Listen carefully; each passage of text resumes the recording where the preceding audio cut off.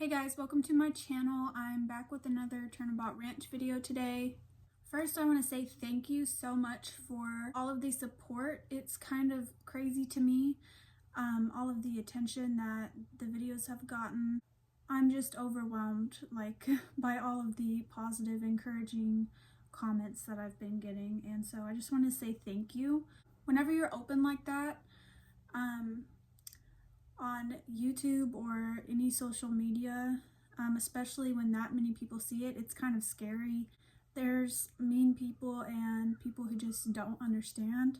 And I definitely didn't expect to get thousands of comments that were so sweet and encouraging and just supportive. So I just wanted to say thank you for that, and also for everyone who subscribed and messaged me and just supported me in any way. Just thank you so much. I think it's important people watch these kind of videos to bring awareness to parents who may be considering sending their kids to this place. I think it's important that parents get to hear the perspective of kids who were there. I'm an adult now. I have no reason to lie about anything that happened there, and I'm just happy that I'm able to share my experiences on here just so people can be more aware.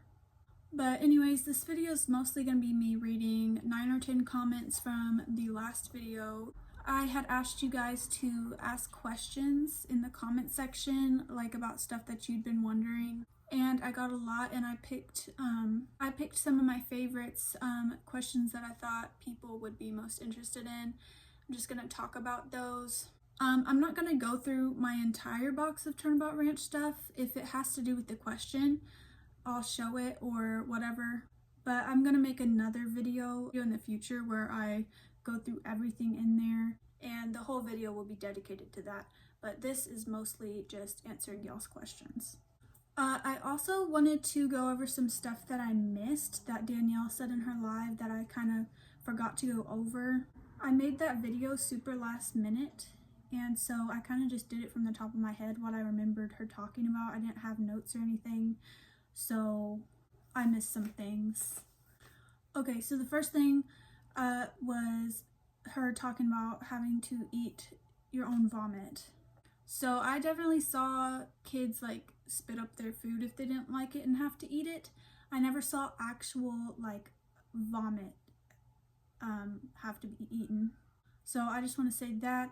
I had a friend there, and she was lactose intolerant, and they always had soy milk for her, but her mom had to talk to them and tell them that she wasn't lying so that she wouldn't have to drink the milk. I'm pretty sure she did have to drink it at first, and then when they finally contacted her mom, they started to get her soy milk. So we could not have condiments like salt, pepper, ketchup, butter, any condiments down at Roundy. Once you got up to the barn, you could. And again, Roundy was just for 2 weeks, and then you're at the barn for 2 months, a little over 2 months. Unless you're extended, then you'll be there longer, and 2 weeks is the minimum you spend at Roundy. If you do everything right, you can stay there longer, but the usual is 2 weeks at Roundy and the rest of the time up at the barn. I did see someone say that I contradicted myself when I said we had to sleep on a wooden plank thing with no pillow, and then I said later on that we did have pillows. So it's both. At Roundy, so the first 2 weeks, you don't get a pillow at all. Once you get up to the barn, you can have the condiments, the pillows, washing machines. It's a lot better up there. As far as the shaving, no, we couldn't shave the whole time. We didn't have access to razors whatsoever. Midterm, I think it was 3 days in the middle of our time at Turnabout Ranch that our parents would come up there. And I heard of girls shaving during that time, because you could go out of the ranch and go to your parents' hotel, you could go eat with them and all that kind of stuff. And I had heard of girls doing that. I didn't ever shave the whole time, which got uncomfortable, but you got kind of used to it, and it was just one of the weird rules that you got used to. I guess the reason for it, they didn't want us to have razors in case we would cut ourselves maybe, or just they didn't want us to have access to things that were privileges. And then also her talking about not being able to contact your parents. You really couldn't.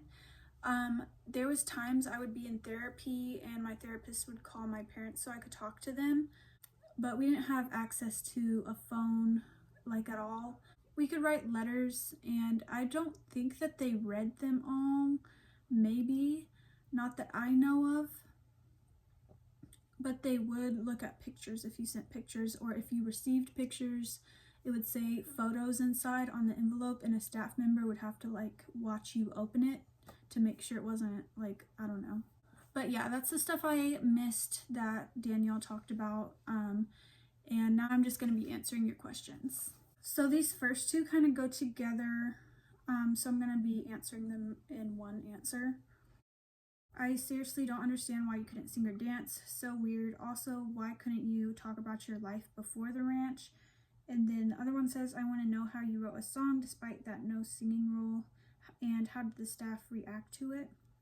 So they're both kind of about the singing thing. So there's like a rule page. This is one of them. This was the page we got at the beginning. I have like all my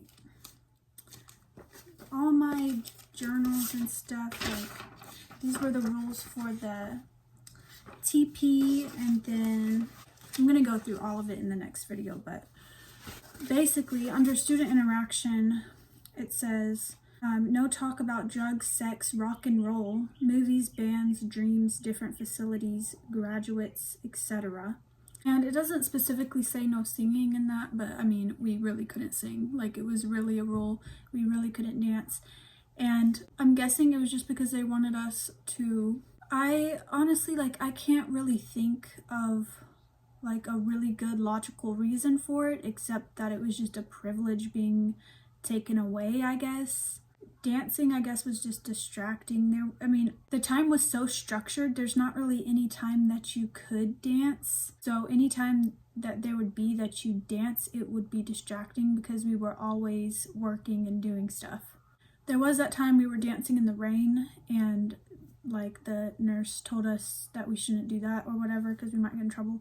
I guess since it was raining, there wasn't really anything to do, and we were out there doing that for whatever reason. But as far as my song, I basically wrote it in my head, and then I didn't really get in trouble much, but one time I did have to, like, you could either walk around the arena, which was pretty small, or you could walk around this big horse field where all the horses were, and you had to walk around that and like do laps. We would get like tallies every time we did something wrong, and once it got to 5, I think, or no, you had to do a lap for each tally. Basically, when I was walking those, there's like no one around, so I would sing. That's really the time I used to write that song. When I sang it for the staff members, it was kind of like awkward. Like, I don't like to sing in front of people really, but like I said in the last video, it was pretty therapeutic, and I don't remember exactly what they said, if I'm being completely honest. I just remember that they were like supportive, I guess. Afterward, me and one of the female staff members like kind of sat and talked about it a little bit, like about the whole situation that the song was about. And yeah, I guess that pretty much answers those questions.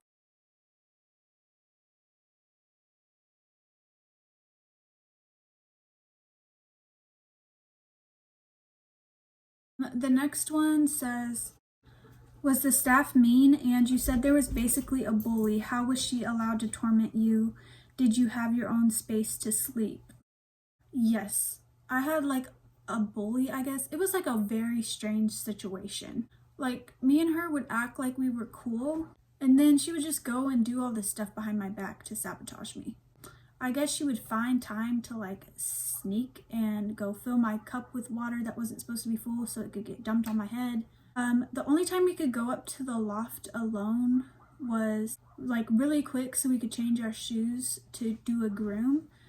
You had to wear these specific cowboy boots that they gave you anytime you went out to do anything with the horses. Like, you had to wear those shoes. So if you weren't wearing them, they'd send you up to the loft real quick, and sometimes by yourself, to change your shoes and then come right back down. So I'm guessing that's when she had time to like mess up my bed and everything that I told y'all about. One time there wasn't enough girls down at Roundy.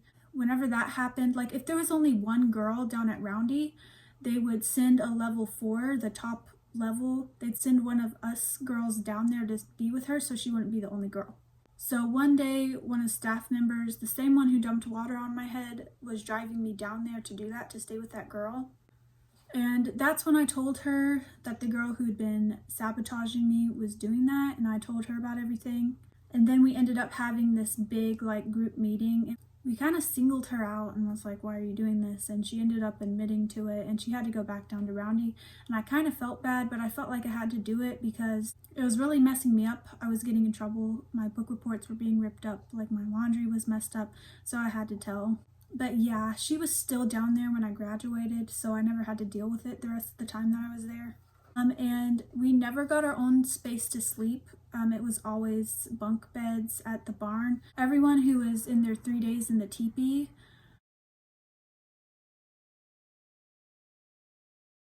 at night we went in and slept on the floor in the cabin with no pillow or anything, but the night staff would be down there with us, like awake, and we just kind of had to like sleep through them talking. And then once you weren't in your teepee, then there was a loft in that cabin, not the barn, and the girls slept up there. And then there was like a little room where all the boys slept, and it was bunk beds in there. But basically, no, we never had like our own space to sleep or anything. The next comment says, thanks for sharing your story, honey. I can relate to you. Turnabout Ranch is a terrible place, but I'm happy that you were able to get something good out of the experience with your therapist. My questions are, did you also drink the creek water? And you said something in the part 1 video about only having a few outfits and said you had to wash your own clothes weekly. So did you have a fresh pair of underwear every day? Because in Danny's video, she said that's why she got the UTI. And I could imagine cleaning your own clothes with a washboard and creek water could be a cause for an infection as well. How often could you shower? Also, why were the kids in levels 1 and 2 not allowed to go to church if they wanted? Thanks again for sharing your story, and God bless. So no, we didn't have to drink the creek water. They had, you know, those like igloo things or like Gatorade things they have at football games or like sports games. They're orange and you press the little thing. There was those, and we would fill them up in the sink from inside. There was one sink in the kitchen.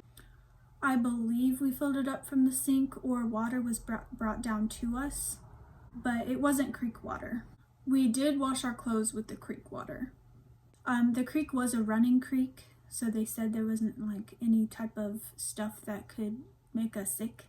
But I'm not like sure how true that is, but I think we heated it up and washed our clothes with it. And then we'd hang them out to dry on a clothesline. And this was only at Roundy, where we didn't have pillows and stuff. Once you got to the barn, like I said earlier, there was washing machines. But to take baths, we used heated up creek water. It was actually extremely hard for me because I'm like pretty small and weak. And there was these red buckets that were like this big. And you could take 2 at a time if you wanted, but you had to walk all the way down to the creek. It was a slope. You had to walk down, fill those buckets up, bring them up until you had enough to fill up the horse trough that we bathed in. And then you could heat this water up in pans and pots, and then you poured it into the horse trough so it'd be hot, and then you could bathe in there with like a bar of soap. So at Roundy, we could have 3 pairs of clothes. I'm pretty sure we could have more amounts of underwear, and we could change it when we wanted to, but we had to make sure we had enough clean underwear like rationed out before we were allowed to wash our clothes, because we were only allowed to wash our clothes like every so often. I'd say like once a week probably. So basically you'd change your clothes like every few days, and then once a week you take your dirty clothes and wash them. I personally never got an infection, but I could definitely see how someone could, because we were only allowed to bathe in creek water every 3 days for those whole 2 weeks. For some people it was longer than 2 weeks. Sorry if I sound like confused. I'm trying to recall, because again, this is 5 years ago, so I'm trying to recall everything, but I'm pretty sure that we could have more underwear and change it every day, like enough underwear to last the week, and then clean it all afterwards. But you had to kind of ration it out, like I said. So at Roundy, you can't leave Roundy, like at all. So that's why you can't go to church. Once you leave Roundy, you become a level 3, like automatically. Leaving Roundy is transitioning to level 3. which is at the barn. So level 3s from the barn had to go to church, and then level 4s had the privilege to choose whether or not they wanted to go to church. I did sometimes I didn't if I didn't feel like it. One of the staff members there that worked down at Roundy was actually the pastor. It was a Baptist church, which was weird because most of the staff members were Mormon, but the church we all went to was a very small, like one room, like you see in the old movies and shows and stuff. And it was a Baptist church. But yeah, level 1 and 2 couldn't go because you couldn't leave that area down at Roundy. They don't want the new kids who just got there to be in cars leaving or going out of the ranch because they haven't built trust with them to make sure they're not going to run away yet, I guess. But yeah, that pretty much answers that question. Next one says, just wondering, did you become close friends with anyone that got sent to Turnabout Ranch from Dr. Phil? And did they speak positive or negative about him, if so? No. And even if there had been a kid there from Dr. Phil, it would have been a huge ordeal if they were to tell anyone that they were there from Dr. Phil. Like, you couldn't do anything like that to bring attention to yourself or talk about where you came from, why you were there, anything like that. I wouldn't have even known while I was there if any of them were from Dr. Phil, but no, I haven't seen any of the kids I was there with on a Dr. Phil episode, so besides Danielle, of course, but none of us knew she was from Dr. Phil until the episode came out. I saw her on a commercial like a month after I got back. I was like in shock because I had no idea. So the next one, do you think that a person with learning disabilities, undiagnosed or otherwise, autism or ADHD, would have been penalized for things out of their control? Yes, there was a girl with Tourette's that I was very, very close with. Me and her were pretty good friends. She had anxiety as well. She would bite her nails down to like the very end. It was really sad. A lot of the staff were nice about it, but some of them are kind of mean in the way that they would get annoyed with her, I guess. And she was kind of hard on herself about it. She was very, very sweet. So I could see how she was given a hard time for stuff that was out of her control. So I was diagnosed with ADHD like a month ago, actually, so it hasn't been that long. I have it under control and everything, but now looking back, knowing that I had it, I could see there's some things I struggled with that maybe I was given a hard time for not learning as fast. So I had a really, really, really hard time learning to put the saddle on right. We had to memorize exactly this specific way to put our horse's saddle on, and it took me a lot longer to figure that out than a lot of the other kids. Thankfully, the staff liked me. That really saved me from a lot of hardship, I guess.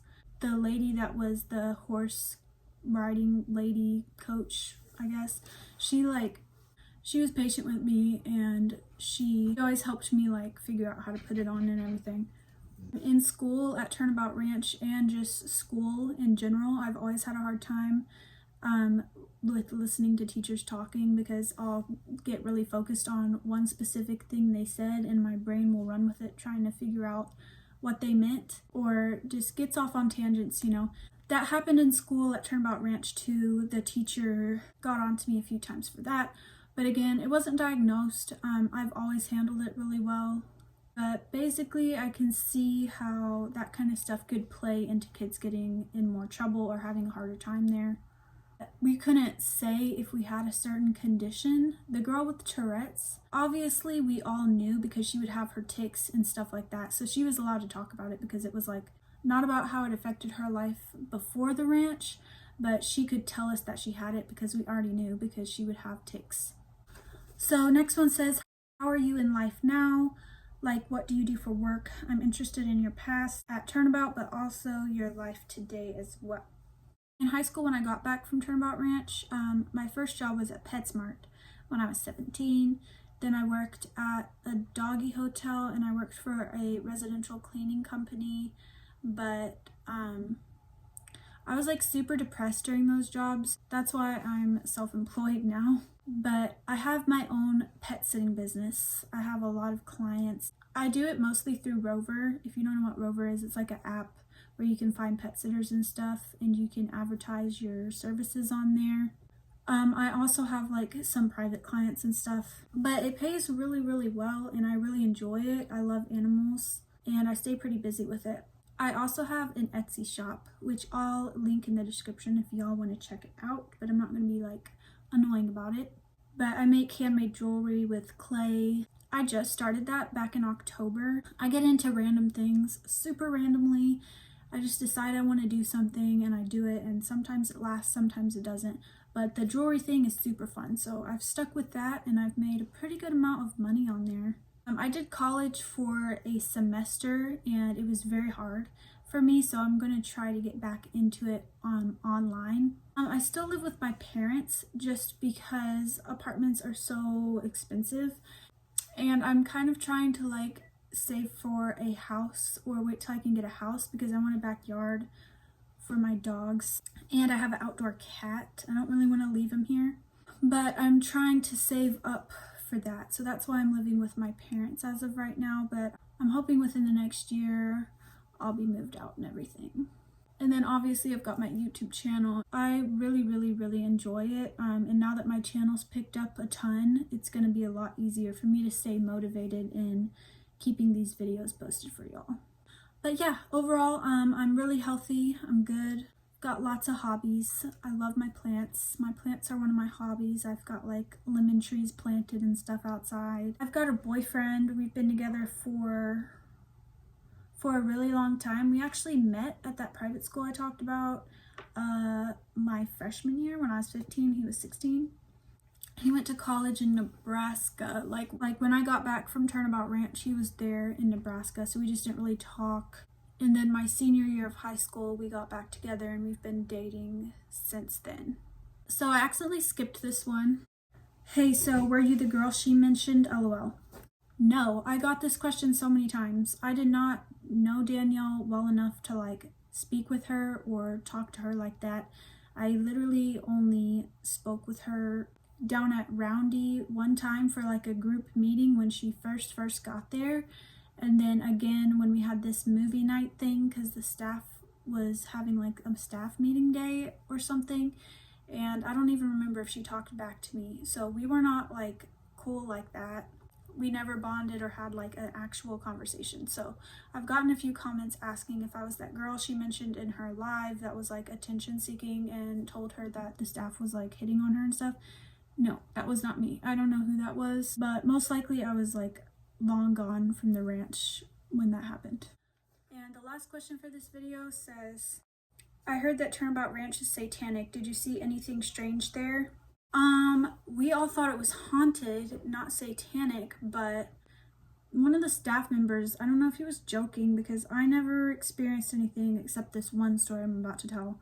But he told us people had died there and that the ranch was haunted, and we would all like kind of joke about it. But basically we would like switch chores all the time, like night chores and morning chores. And my chore for I guess the week was to close the tack room up at night, which was kind of like a shed or like a barn, and it's where all the horse stuff was, and we had to go and make sure everything was put up right and close it up at night, one of us.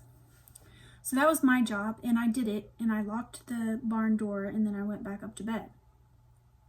People remember seeing me out there doing it, but then the boy whose job it was to open it up in the morning was like, hey, the barn door was wide open and not locked. And I was like, well, I locked it and I closed it. And then one of the staff members was like, oh, that's happened before. And it can't be the wind because the door's literally locked, I think. And the door's super big and it like wasn't windy. So I remember that was a weird thing. I was like, thank God I didn't get in trouble, and like they blamed it on a ghost basically. But I know I closed it and people saw me out there. If I can recall any more ghosty type haunted stuff, I'll put it in the next video. I have a bunch of journals. I mean, it's 100 days worth of journal entries, so it's kind of a lot to like read through, but I'm sure maybe there's some stuff in there. Also, I know I said I was gonna like reference back to the box, but I don't feel like I really had to for any of those questions. But this is the box. just so y'all don't think I'm like making it up. In my first video I showed y'all this was the hat, the red hat we had to wear so we could be easily spotted. These are my work gloves, but I'm gonna make a whole separate video for going through this stuff, so it's not like too much in one video. So stay tuned for that video. I also make true crime videos, and I really like to make true crime videos. They don't really get as many views as these, but I got like a few comments saying to make some more, so I'm probably gonna post one in between, maybe. But thank you guys for coming and watching this video. If you want to see more of my content, subscribe to my channel. Once I hit 1,000 subscribers, I can live stream, which I think I would really enjoy doing. So subscribe. I think I've got like a little over 150 more subscribers to go. So do that if you feel like it, and give this video a thumbs up if you enjoyed it. Leave me more comments, feedback. If there's enough questions, I'll do another video like this. But I'm kind of just going with it. I haven't really planned anything out. I'm kind of just going with the flow. I used to have like an upload schedule. I did, I think, True Crime Tuesday, Storytime Saturday, and something else. I did Get Ready With Me Monday. And I just like didn't like being pressured to do something at a certain time and like have it uploaded at a certain time. So as of right now, I'm just filming and posting when I feel like it, but it's going to be pretty often. So again, thanks for watching this video. I hope everyone has a good day, and I will see you in the next one.